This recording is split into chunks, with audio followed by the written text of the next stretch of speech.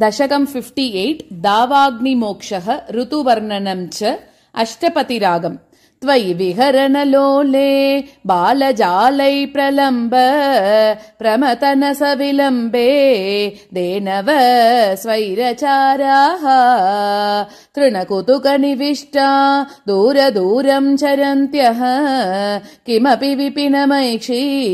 काक्यमीशां बभूवुः अनधिगतनिदाग क्रौर्यवृन्दावनान्तात् बहिरिदमुपयाताः काननं देनवस्ताः तव विरहविषन्ना ऊष्मलग्रीष्मताप प्रसरविसरदम्ब स्याकुला स्तम्भमापुः तदनु सहसहायैः दूरमन्विष्य शौरे गलितसरणिमुञ्जा रण्यसञ्जातकेदम् पशुकुलमभिवीक्ष्य क्षिप्रमाणेतु मारात् त्वयि गतवतिः सर्वतोऽग्निर्जृम्भे सकलहरितिदीप्ते घोरबाङ्कारभीमे शिखिनिविहितमार्गा अर्धदग्धा इवार्ताः अहह भुवनबन्धो पाहि पाहीति सर्वे शरणमुपगतास्त्वां तापहर्तारमेकम् अलमलमतिभीत्या सर्वतो मीलयध्वम् दृशमिति तव वाचा मीलिता शेषु तेषु क्वनु तव दहनोऽसौ कुत्र मुञ्चाटवीसा सपदि ववृतिरेते हन्त बाण्डीरदेशे जय जय तव माया केयमीशेति तेषां नुतिभिरुदितहासो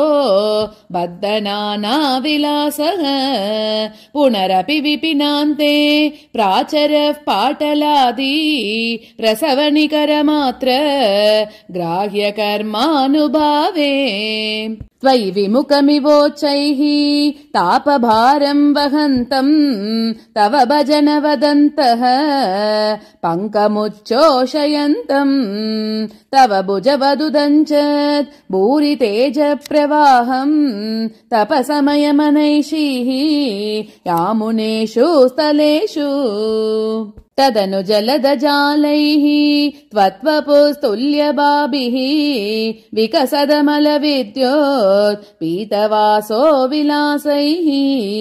सकलभुवनभाजां हर्षदां वर्षवेलां क्षितिधरकुहरेषु